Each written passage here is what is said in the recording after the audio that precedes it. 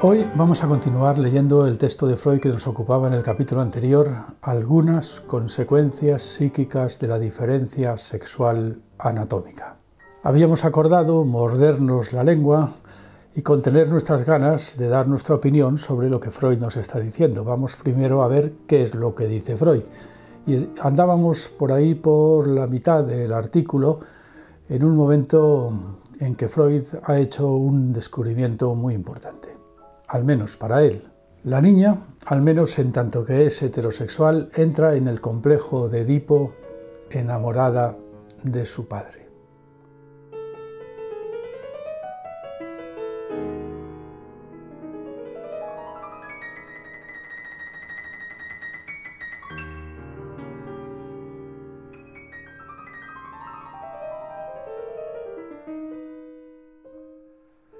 Y vimos que esto no se explicaba por sí solo, puesto que la niña, exactamente igual que el niño, ha nacido de la madre, ha mamado de la madre, y por tanto la niña ha tenido que cambiar su objeto amoroso en la infancia.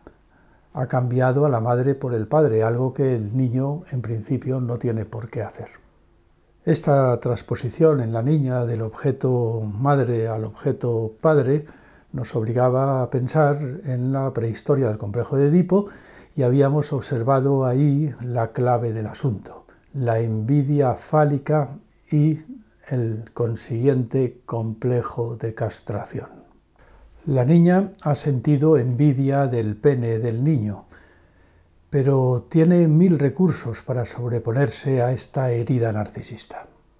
Ante todo puede, nos dice Freud, hacer la ecuación pene igual niño. No tengo pene, pero puedo tener niños. Y además tengo una rajita, tengo una vulva con la cual puedo tener todos los penes que quiera. Al menos puedo tenerlos a mi disposición precisamente para conseguir eso que el niño jamás podrá tener, parir.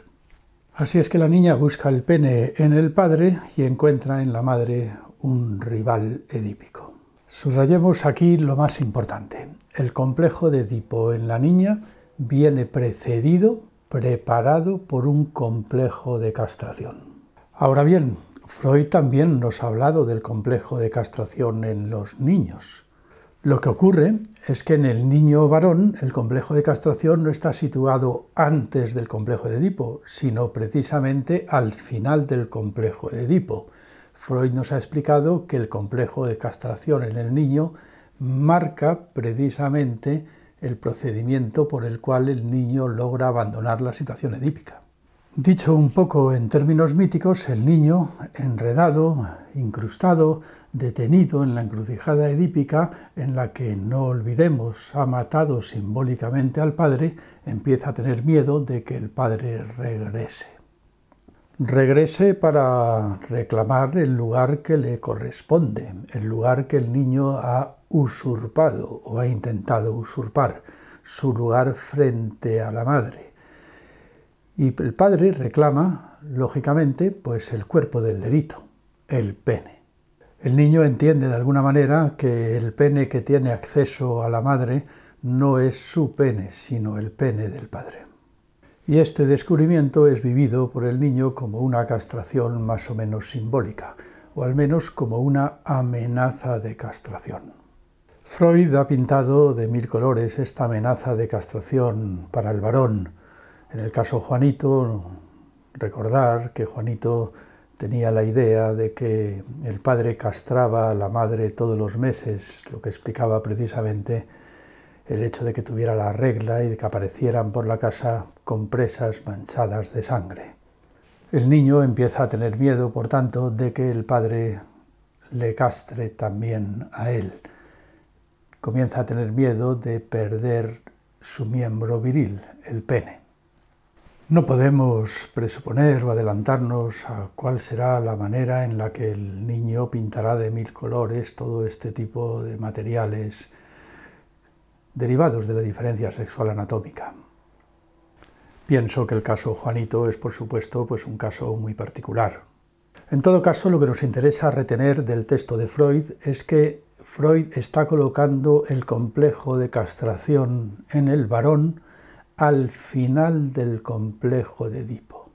Es el miedo a la castración el que arroja al niño fuera del complejo de Edipo y de alguna forma le aboca a superarlo y convertirse en una persona adulta.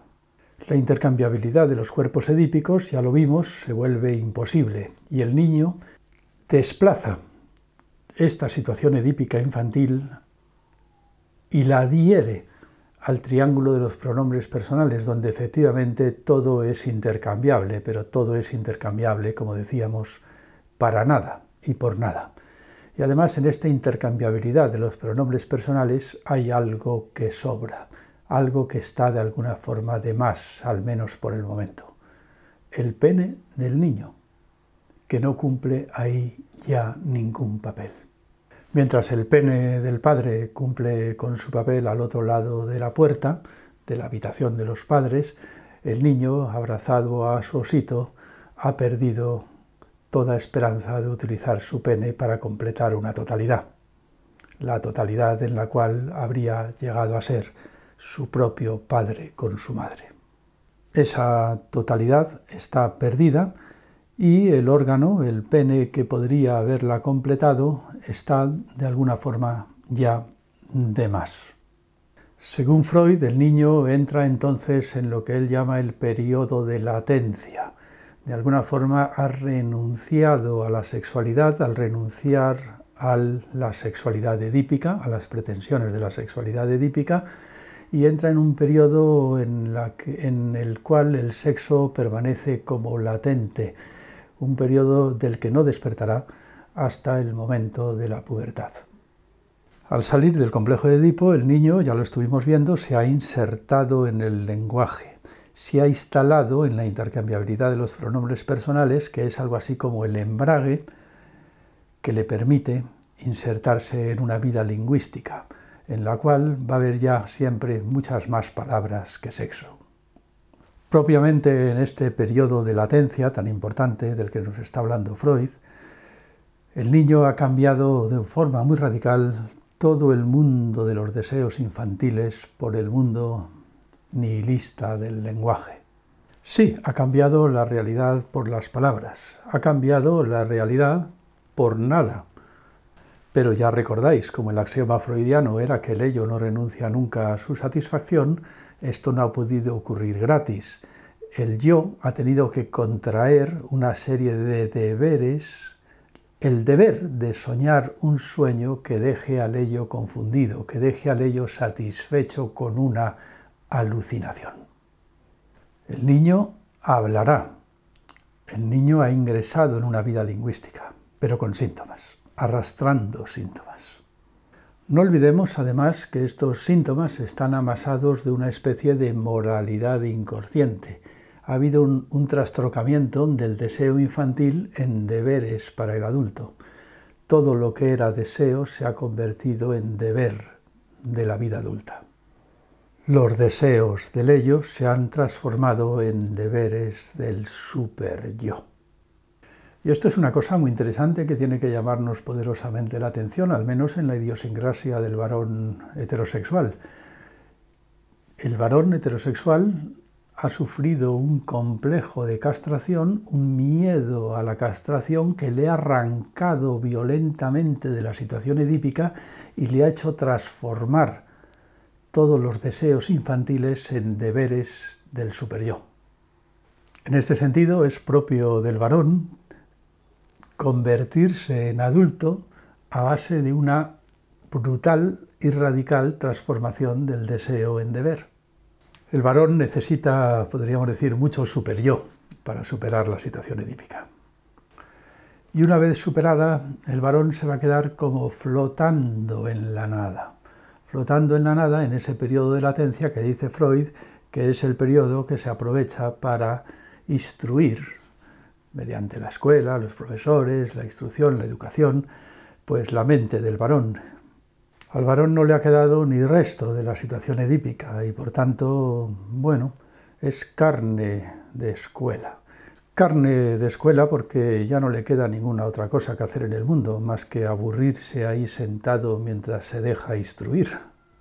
Y así será hasta el momento de la pubertad, en la que el niño intentará recuperar el sexo a través del lenguaje y estará por ver si lo consigue, puesto que en definitiva, para poder vivir una vida sexual en contacto con la realidad, habrá tenido que asumir tantos deberes inconscientes consigo mismos que, tal y como decíamos en esos capítulos atrás, inevitablemente el varón va a ser sexualmente muy pedante. Es decir, siempre va a tender a hacer más cosas consigo mismo de los que hace con el mundo.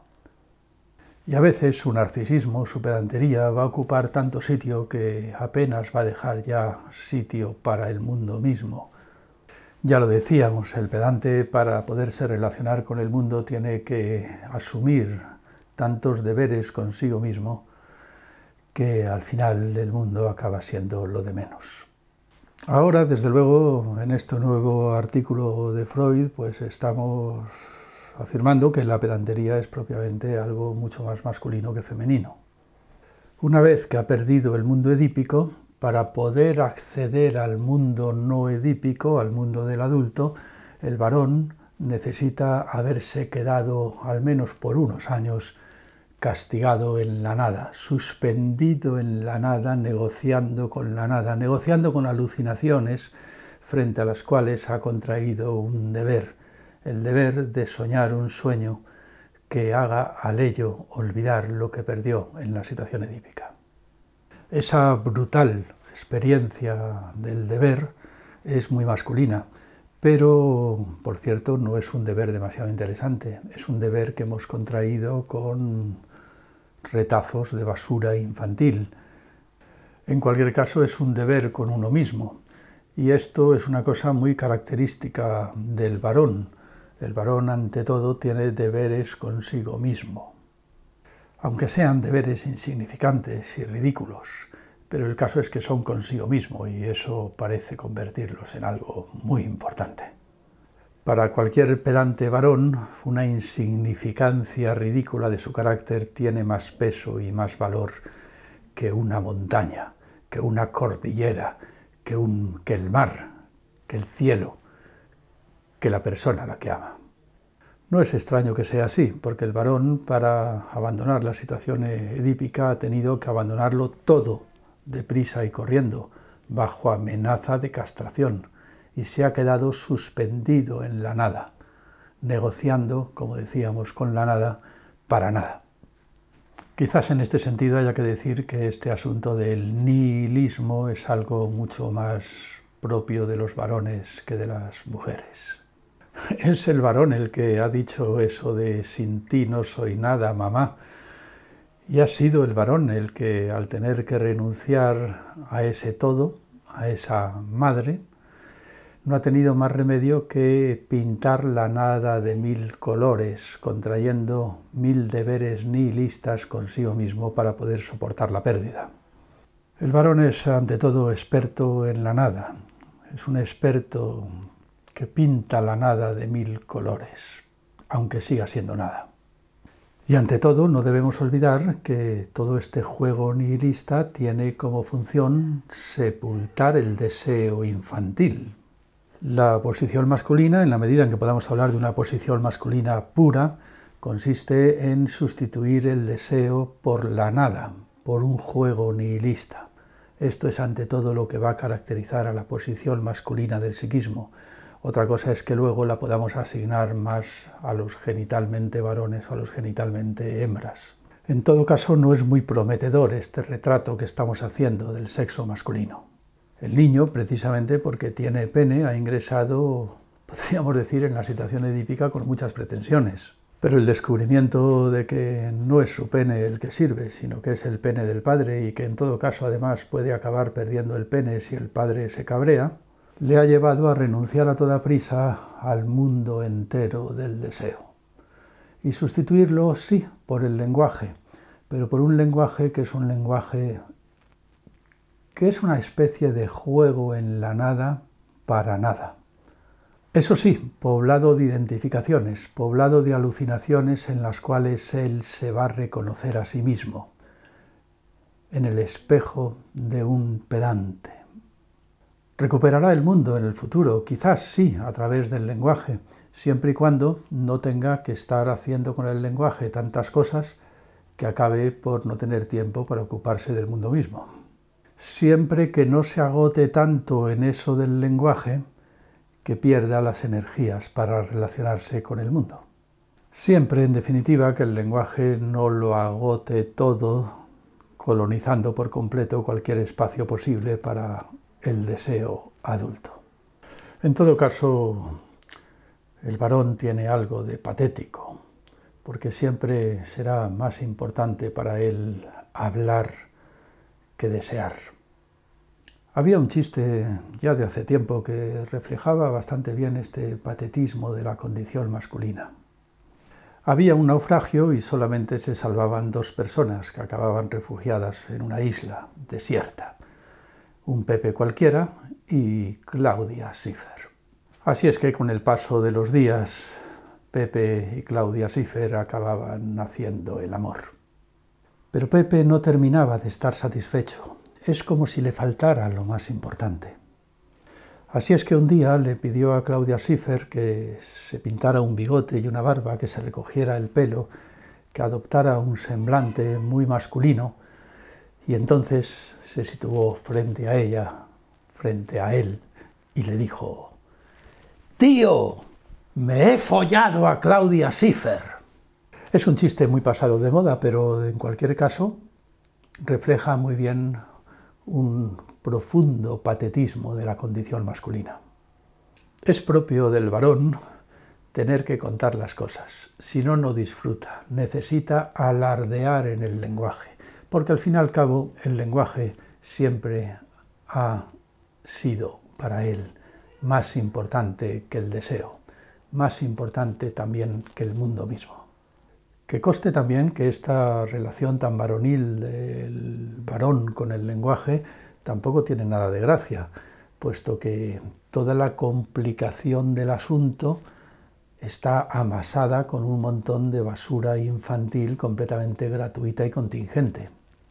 Es lo que hemos llamado en otros capítulos, junto con Grodek, la necedad del inconsciente. Pues bien, hemos estado hablando de lo que podríamos llamar la posición masculina del psiquismo. Ahora bien, nuestro objetivo era la posición femenina. No hemos dicho mucho del asunto y tendremos que dejarlo para capítulos posteriores, pero hemos llegado ya a una conclusión importante, a un punto de partida que marca, podríamos decir, la bisagra del artículo de Freud que estamos leyendo. Leo a continuación. Mientras el complejo de Edipo del varón se aniquila en el complejo de castración, el de la niña es posibilitado e iniciado por el complejo de castración.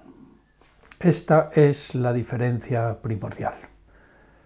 La niña entra en el complejo de Edipo por el complejo de castración.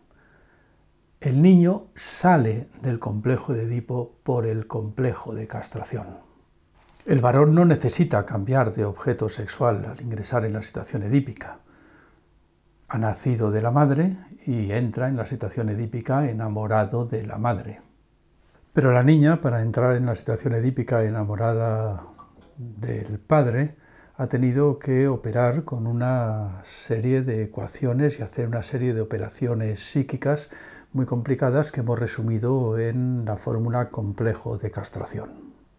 Ese complejo de castración, en la prehistoria del complejo de Edipo, ha arrojado a la niña al mundo del deseo infantil en la situación edípica.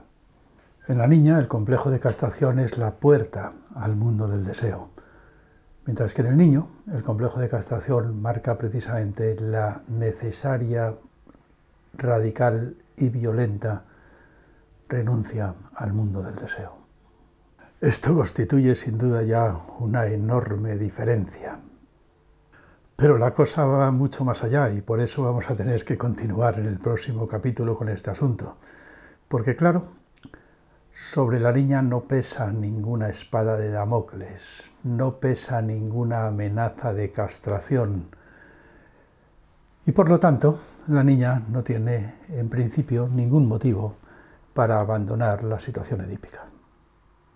La abandonará, por supuesto, sin duda alguna, quizás si le da la gana, si le sale del coño, nunca mejor dicho.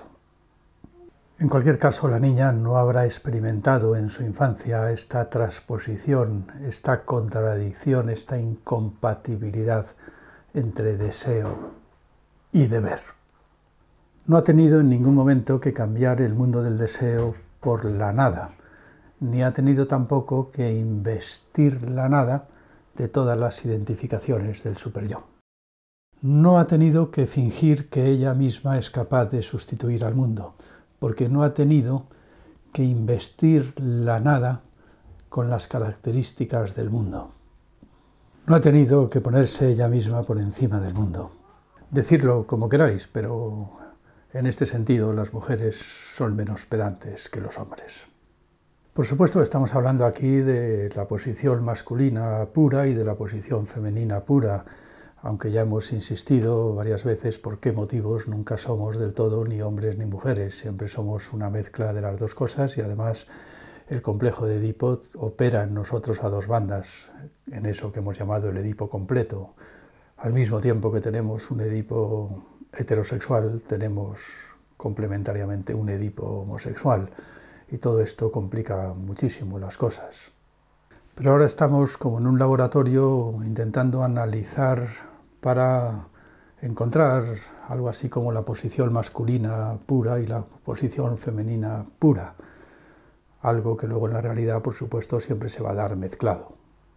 Y por supuesto lo estamos haciendo dejándonos llevar por el texto de Freud. Otra cosa es lo que nosotros o nosotras pensemos al respecto.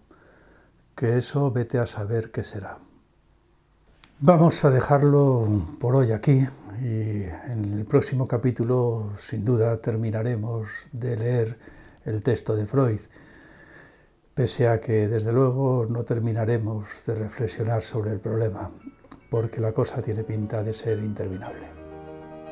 Os esperamos aquí en La Filosofía en Canal.